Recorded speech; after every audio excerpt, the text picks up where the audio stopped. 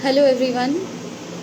Welcome to yet another episode of PhD, the Philosophical Drama, Season 4. I hope all of you are doing fine. So, we are waiting for a couple of more people to join, and then we are going to start.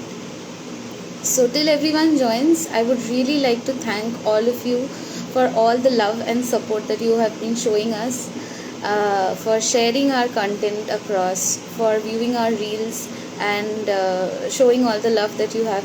So, thank you very much, and please keep supporting us this way so that we can reach more and more people. So, yeah, I think quite a few people have joined.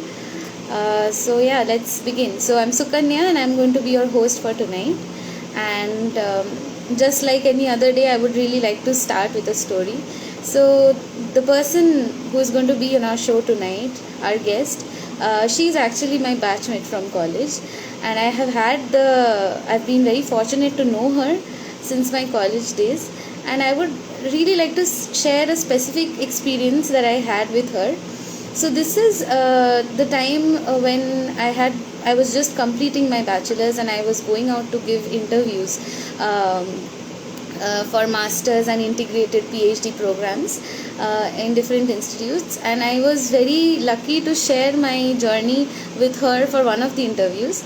And yeah, as always, I was very scared, and it was my first interview, and unfortunately I had faced a rejection.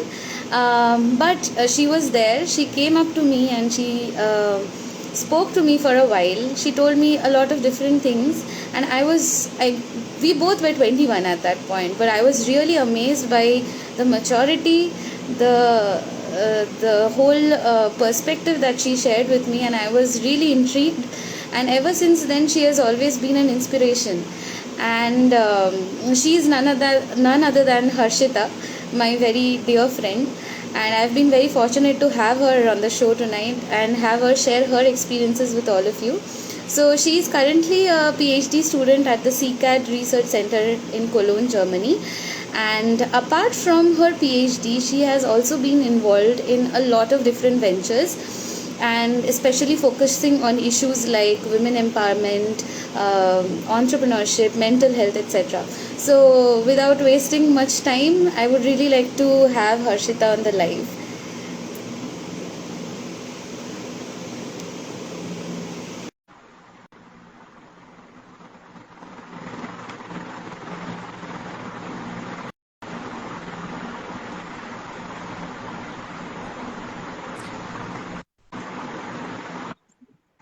Hi, Sukanya. Yes, yes. Can you hear Can me? you hear me as well?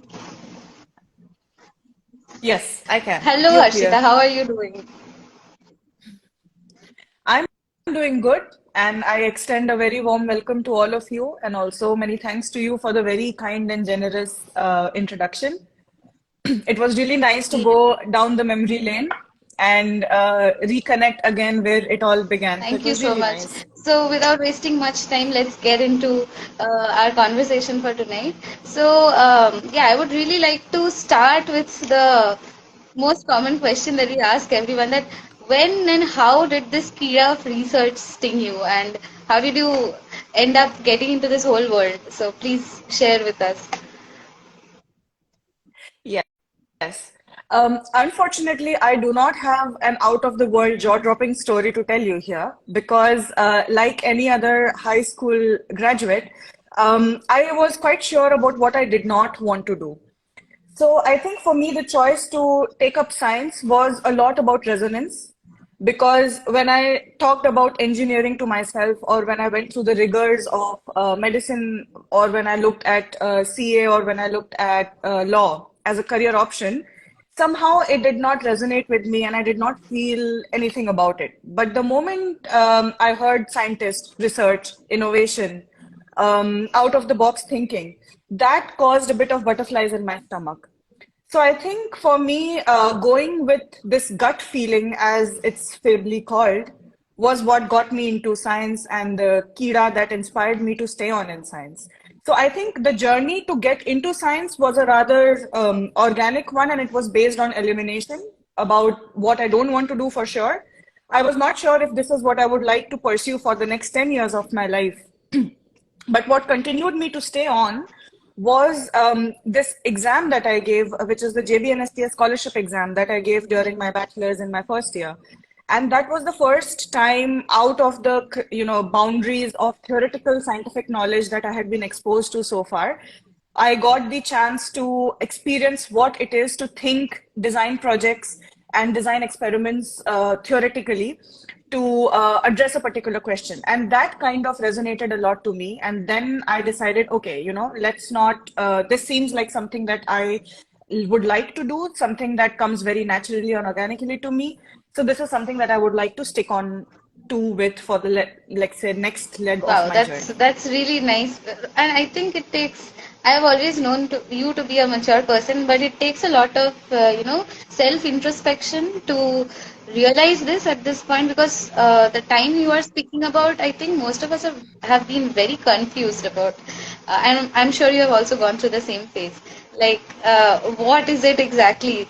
But then, yeah, I understand that you wanted to be in research, but something like a PhD specifically, because it's a long-term commitment, and it's something that you really need to think about before you kind of, and it's something that it's a big journey. It's going to be a long journey. So, what is it specifically that what kind of experiences led you to actually take this up? Yes. So this has something to do which is rooted in philosophy. And this is why I was also very happy to join this conversation, because it's not about the scientific aspect of PhD, but about the philosophy that PhD holds in you. So for me, life has been about so far seeking the truth. And I had read and realized that science is one of the tools that people use to seek the truth, you know? So science has served as a tool to find out the truth about existence, find out the truth about how things function, and also optimize the functioning to the maximum. So this quest for truth is what led me to continue in science even beyond masters. And I'm going to be very vulnerable and honest here. When I had this point of deciding what next after my masters, considering my personality and considering my natural inclination towards being a people's person and scientific outreach and these kind of spheres, I was advised to leave hardcore academia and take up science communication as a career option, because people thought that that is what comes naturally to me and that would bring quick success to me. And I resonated with that a lot. And that I was actually considering this as a very possible option after my master's, because you end up getting a job, you end up being conventionally stable according to our standards. But then I realized that this would be something that would not help me get to the truth, but would rather get me a way out to satisfy myself at the superficial level materialistically. So I was not satisfied inside with what the masters, 3 years masters had to offer. So my 3 years masters was a very rigorous training into how science works and how science can be used as a tool to address the truth. But that just gave me like a trailer to the picture, so it did not satisfy that quest. And that's why I wanted to experience chasing a particular question and, going through the steps of going to the depths of any question that you ask. So I think this was the philosophy behind it. And then I remember this conversation that I had with my mom, where she said that, Harshita, look, I know that you want to find the ultimate truth, but you are really far away from it. But what you can do is you can define boundaries for yourself and define what kind of truth do you want to seek. And then you can learn how to, stay put despite all the challenges and seek the truth. And for me, that truth was the PhD project. So this is how I kind of designed and took the decision to be in PhD and continue in PhD.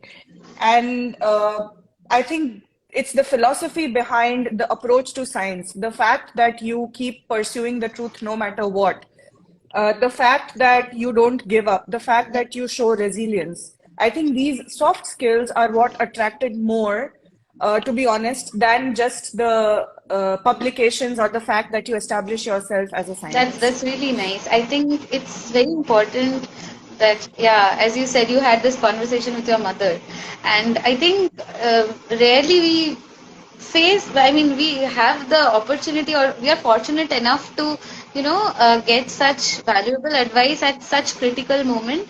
So yeah, shout out to your mother for you actually helping to, clarify your vision in this aspect. And then, yeah, next, again, like going abroad, it has been, now that we talk about family and everything, so obviously it has been a very challenging experience for you, I assume. I'm sure it's for everyone. So, how did you come about this decision, and how was it like? Like, what are the problems that you faced, and how did you overcome? Yes. So, so I already told you why I was sure that I wanted to do a PhD and not go for a job immediately after master's. Now came the question, why do a PhD abroad? And again, I'm going to be very honest here. The reason why I wanted to do a PhD abroad was twofold. Yeah, one was a personal reason because my growth during masters was adversarial growth, right? I was put in an environment where my resilience was tested, and I somehow felt that it was more about me trying to fight the odds than me being put in an environment where I can flourish and where the very crude raw Yeah, Harshita can come out as a person. So I wanted to experience that, and I wanted to explore if at all this is possible, because it cannot be that Harshita is, an unsorted person or a shitty person. So you get a lot of judgments about your personality sometimes, especially if you are supposedly a loud and a social person, right? There are a lot of misinterpretations of the personality that can happen. And somewhere deep down, despite receiving a lot of these feedback from people, I knew that this is not me, this is just a misrepresentation or a misinterpretation of me. So I wanted to get out of this judgmental mindset a bit. And then I had spoken to a few seniors of mine, and they had told me about the work environment in Europe. And what had stood out for me is that a lot of people who had pursued their PhD in Europe told me that there is the possibility of a work-life balance. There is respect for you as a person, and the individualistic properties that everybody holds is something that's never right. judged upon. uh, the European mentality of science is that they give you the necessary freedom, but they also guide you when you need to be guided. They allow you to balance your work and life. And this is something that I was kind of missing in my master's environment. And also something that I had just heard, about the way of working in other countries where people can pursue PhD, for example, USA and Canada. So this is what made me apply and focus on Right. applications in Europe. And again, this was because science wise I was not very determined that I want to do Hmm. groundbreaking science and I want to go to the best of labs. I really wanted to go to a good lab, but it wasn't my primary focus. My primary focus was to give voice to this Right. raw form of Harshita that demands to be heard. So I think this is what was the first point of decision for me. The second point of decision was that my mom was a single parent, and when I was making a career choice, basically voiced it out that she thinks that the route that I'm choosing is really long, and it'll take me really long to settle myself professionally. So for me, it was a very important point to have financial independence and stability so that I Right. can sustain myself. And during masters, I was lucky enough to get a stipend so that I was able to sustain myself. I did not ask my mom for money. During bachelor's as well, I was a scholarship child, so I, paid for my own fees. So for PhD also, it was important for me to ensure and get into a place where I have a bit of financial stability and I can start thinking like an adult. And I did think about this, to be honest. So I'm not so sure if it's a very good thing to do or not, but I'm Yeah. just being honest with you. And I wanted to go to a place where um, I do get paid enough to have some savings to live the kind of life of abundance that I had imagined for myself. And also, of course, to make my mom feel settled for this leg of my journey. So I guess these two things, one was the philosophical thing and the other was the financial stability that made me Yeah. choose Europe.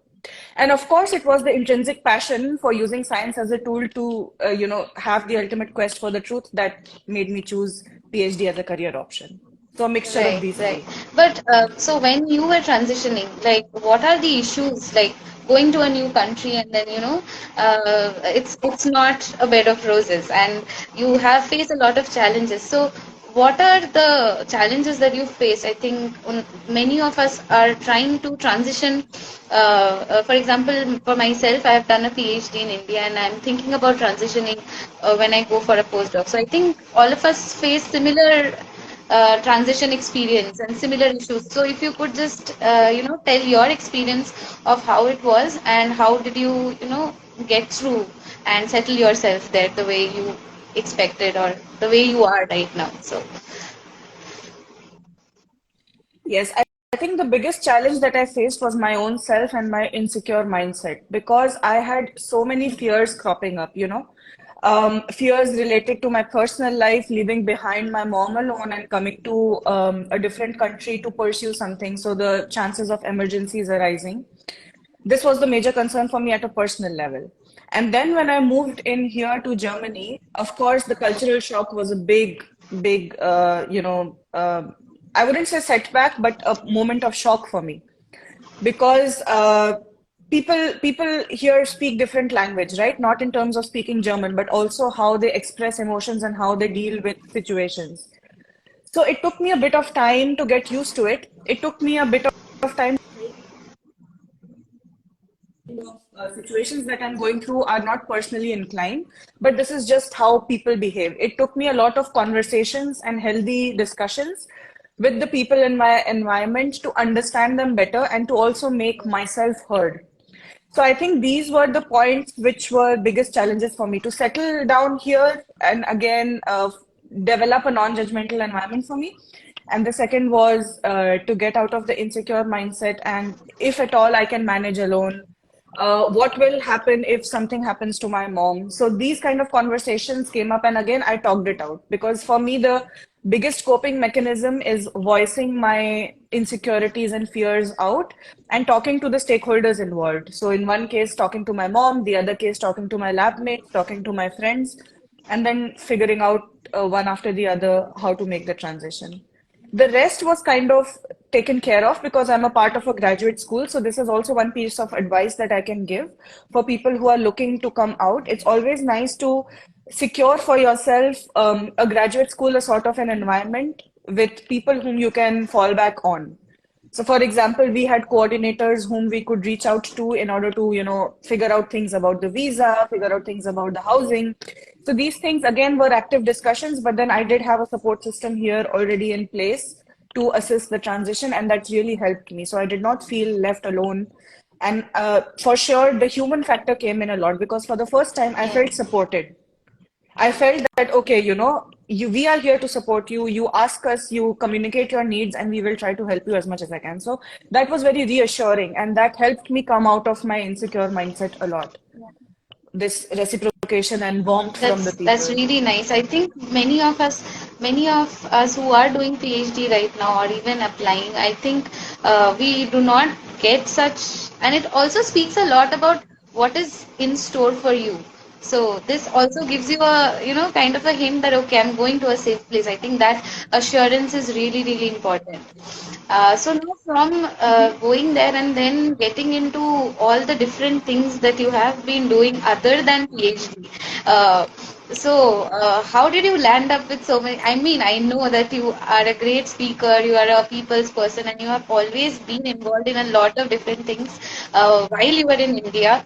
But then, coping with this cultural shock that you spoke about, and then going to a different country, and then starting to pursue your passion like about things that you have been interested like entrepreneurship or social work. So how did this come about and how did you land up with all these ventures that you have been involved in? Tell us a bit about that. Sure, sure. So see, I was determined for sure to give voice to that Harshita that I had thought was kind of subdued or sabotaged in the last 3 years of my life. The aspects of the non-professional side of Harshita. The Harshita survived her masters only because she was able to silent the judgments, and she was able to give output at the level of work, no matter what. So this is what my take home from the masters was that no matter how difficult the surrounding is around me, I have the capability of going into my own shell, taking the constructive feedback, leaving out the rest, and doing the work no matter what. So this was what I knew about myself for sure. But I also knew that this is not the intrinsic, the core of Harshita. And I was constantly on the lookout to find or look for platforms where I could channelize this side of my personality. Because after my rigorous academic training in masters, I knew that at least scientific project wise, if I'm given the basic guidance, I can still manage it. But this aspect of Harshita, which even I had not explored before, I had no clue who this Harshita is. I just knew that there is somebody who wants to speak herself out.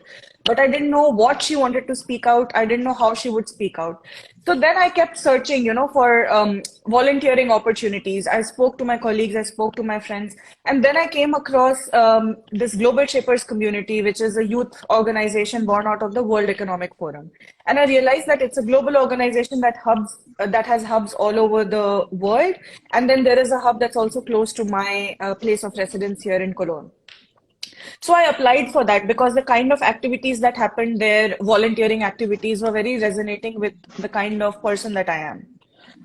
And then I think during the pandemic, because you must remember that it was just 6 months through my move here and then hit the pandemic, something happened in me, and it told me that I need to do something actively for my people, because there was a very tough phase where things were going downhill in India. Things were relatively stable here, and the amount of restlessness that I felt within, that I was not with my people there, and I was seeing that people are struggling and they are going through issues and I cannot do anything for them. That is where I felt this urge for the inner Harshita to speak out explicitly. So far, I was a part of Global Shapers, and we were dealing with internal projects, and they were running projects, and I was being a part of it passively. But those 3 or 4 sleepless nights that I spent when I saw people in my country suffer, um, and then one fine moment, I called my mom and I'm like, Mom, I'm launching an initiative. I cannot be in this state of mind anymore. I don't care where it takes me, and do not ask me any future-oriented questions, but I want to reach out to my people. And I knew that I cannot do it in person because traveling was not allowed. So then I thought that let's use the power of digital media and digital platform. So then I brainstormed with my mom, because she's a psychologist, and I also had realized that, catering to the mental health was of utmost importance, and also was something that I could do virtually. So, then once this fire from within, or once that inner Harshita found her voice, then one thing led to the other. I started reaching out to people. I started reaching out to the people in the hub, because it was just 3 or 4 months that I had joined the hub. So it was rather unusual for them, for somebody to want to launch their own project so soon. But then again, when they heard the idea and the motivation behind it, then they were kind of happy to support me in the process. And that's how Project VK, or Vasudhaiv Kutumbakam, took its roots. And then, one thing led to the other. We took volunteers, and then there were a lot of people who wanted to reach out. So that is the first time I synergized with like-minded people, people who connected with me at the level of empathy, and people who connected with me at the level of wanting to reach out despite themselves being in despair. So a lot of like-minded people coming in together, and we tried to develop the project, and the project ran for over 1.5 years, where we conducted support group circles for people in India, and we raised sort of an army of volunteers of people in Germany. So it was, literally people from Germany and some other parts as well. For example, we had some people from USA volunteering, some people from UK volunteering. So people from all over the world coming together to support their country, their nation, India, at a time where it was really going through the tough phase of COVID. So this is how Project VK, which was let's say, until now, the project with the largest impact that I had held, kind of took off. And from there on, I think I developed that inner Harshita, kind of found a voice. And then I started identifying myself as not just a scientist, but also as an activist, or as somebody who is into public health activism, into spreading awareness about digital health, about public health. And then I launched one or two more initiatives on the area of global health, and now we are currently working on a project that supports refugees in the NRW region of Germany, where we are working towards their integration and empowering them inside out. So I think, I don't know if there is a pattern that you sense, but in all of my decisions, it has been a very inside out approach for me that I have taken throughout my life. I have shut myself out from what the expectations of society are from me. And I have only followed my inner grounding, my inner guidance, and I have taken the next step. I still don't know where it will take me. I still don't know if Harshita is supposed to be a scientist or a global health leader or a consultant or an entrepreneur or somebody else.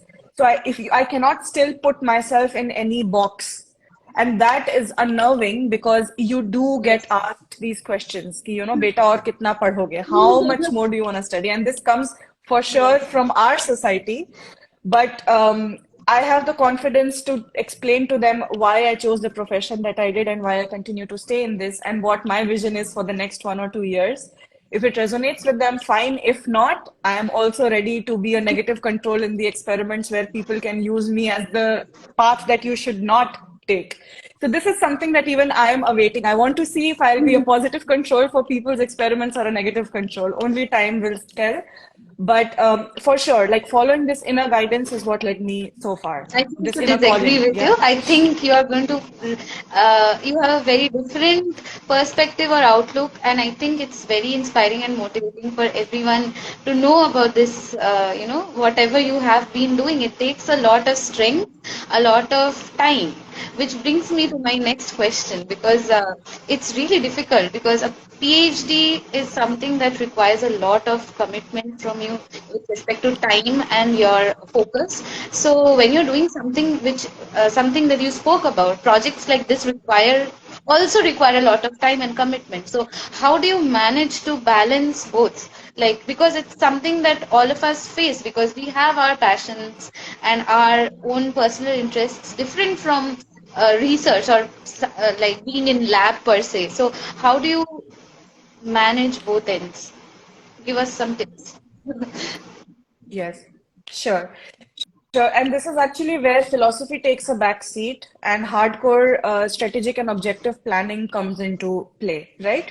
So, strategic management and project management is something that I have really developed an insight into and implemented for my own self here. Setting very strict boundaries and maintaining a detached stance with the outcome of the PhD was the first step. Because I think the reason why we keep getting stuck in the loop of spending more than 24 hours, sometimes that's not possible, but a lot of time in the lab is because we are so connected to the outcome. Okay, this is what I wanted to see. I did not see it. How can I not see it? What can I do more in order to go there? What did I do wrong? So, this self-blaming attitude is something which is very inherent to any scientist, because of course your PhD is like your baby. You are investing your time and money into it and you want to see an output. So for me, again, it was very important to detach from the outcome. My PhD was full of negative results. I have changed the direction of the project at least 8 times in the last 4 years because what I wanted to see, I did not see. And then I allowed my project to speak to me rather than me imposing my expectations on the project. So what did not work for me, I left it aside. And then there were some points or little sparks that I took and then I pursued them and then I followed one after the other. And this is how and what my PhD journey has been. And right now we are at a point where we are closing the circle and it's a very nice, logical story. Nothing close to what we had thought what it would be in the beginning. So detachment helped me a lot.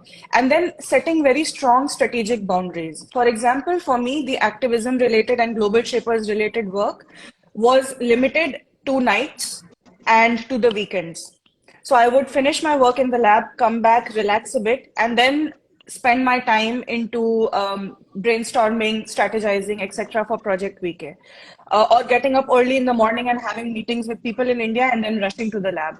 So this setting strict boundaries and managing my time really helped me.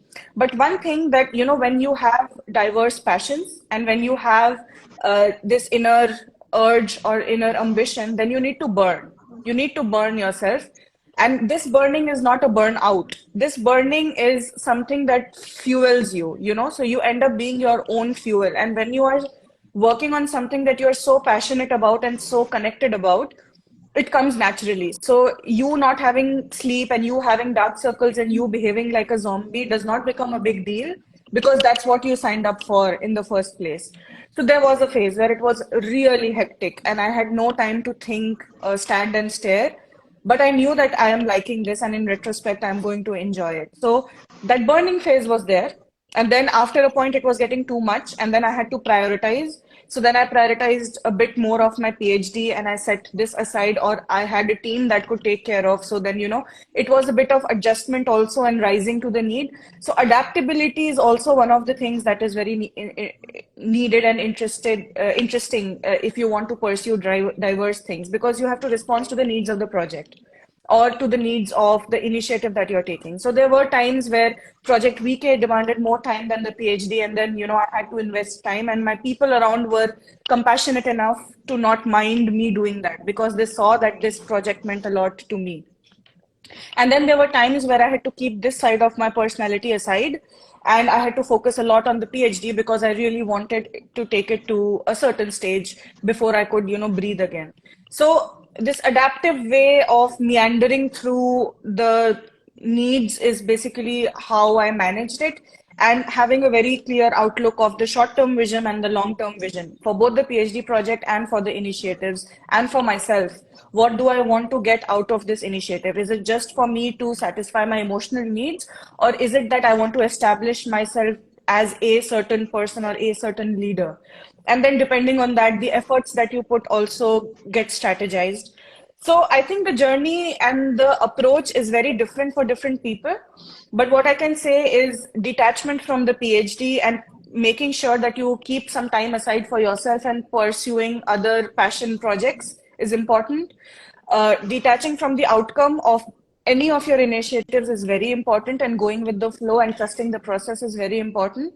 Having a strategic outcome and having a defined strategy, short-term goals, smart goals, however you want to call it, that is very important for both your PhD and for your extracurricular initiatives, and defining a vision for yourself, a long-term vision and a short-term vision. In 10 years, how do you want to see yourself?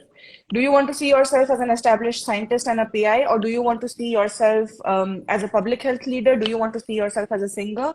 Do you want to see yourself as somebody else? And then when you have that long-term vision, kind of a blueprint in your mind, you can also decide which of your extracurricular activities you want to prioritize. Because even for you, Sukanya, I know you, and for a lot of my friends, we want to be Yeah. everything at once. And that is really tough because I mean, even if you want to be everything at once, you cannot excel at everything at once. And also people like us who like to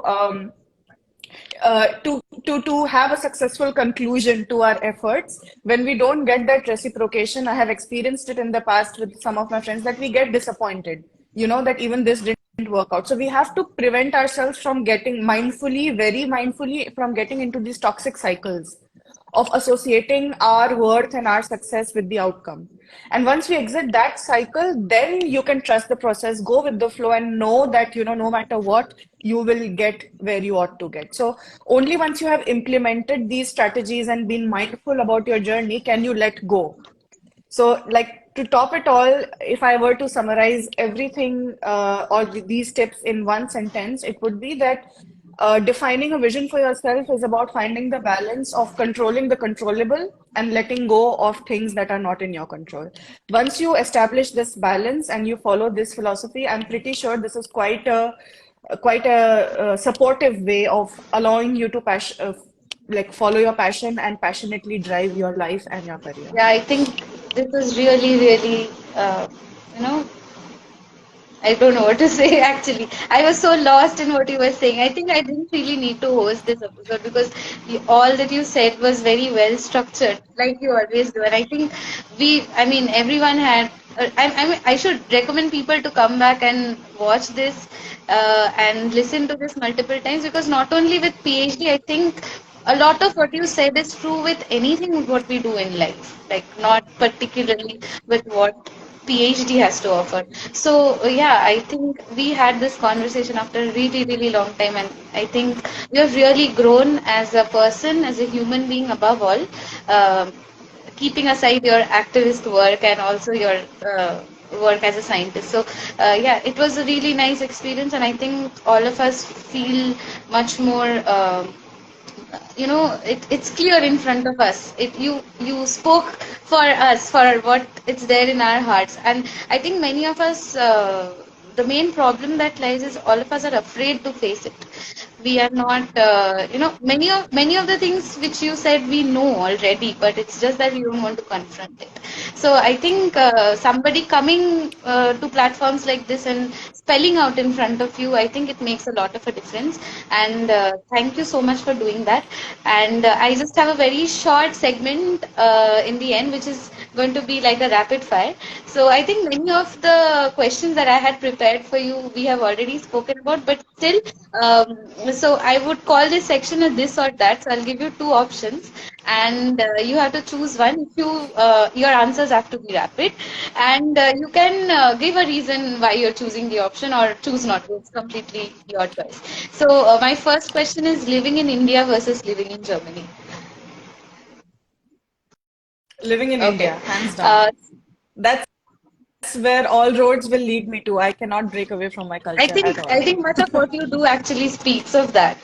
So yeah. So next question is spending your whole life solely as a researcher versus solely as a social reformer.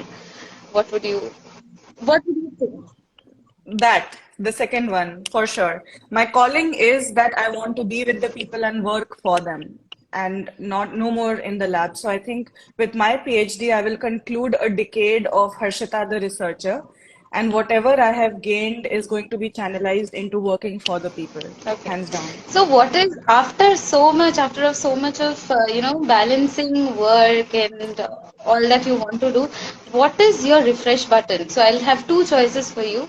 One is having a house party conversation with friends or going out on a trip. What do you prefer? Going out on a Ah, solo that's trip. that's really nice. Okay. Yeah, what refreshes me is connecting with myself. Nothing else can Okay. surpass that, for sure. So when you have something that does not work out as you expect it to be, what do you? I think you have pretty much answered, but still, like, do you want to keep try that, like, not give up and trying continuously, or just take up something else, like leave that and take up something else? What will be your preferred way of going about it? I do try to make it work. And this is a balance that I'm still trying to find out, but I don't give up that easily. So I'm quite stubborn and resilient when it comes to that. And the problem is that I am also a pain for a lot of people around me because I'm very vocal when things don't work. And my close friends and family, they have to hear the brunt of all my frustration. So I let it out to Okay. them very explicitly. So, as you are a wonderful dancer that I know of, and you also sing, so given a choice, if you could be the best singer in the world or the best dancer in the world, what would you choose? I know it's a very different question. Yeah, it's a very Ah, difficult choice. So, yeah. yes, it is. But I don't know. Okay. Maybe dancer? Like, yeah, Kathak dancer, maybe, Okay. yeah. Yeah, that was my last question. I think that was the most difficult question I had for you. Anyway, thank you so much, Harshita. It was a wonderful conversation that we had, and I'm sure you also had a good time speaking about your journey and about your philosophies. And as our show is called PhD, the philosophical drama, it is indeed a philosophical drama that we are all into. And thank you for sharing your insights and taking out time for this. Uh, yeah, so hope to see you soon and hope we have another such conversation sometime again. So thank you so much and all the best for Yes. your PhD. I hope you get to do all that you are dreaming of doing. So yeah, Thank you, Suku. Thanks also for inspiring us and keeping t in touch and also being such a nice friend that you have been. And I think each of our stories is inspiring, and you have also inspired me in a way that is unexplainable through words. So for sure, I also wish each of us to keep shining the way we do and hope our paths cross sometime Okay, soon. then. Thank you so much. And thank you everyone who joined the live today. So, this is all that we have in store for you today. Thank you and good night. Goodbye. Bye, take care.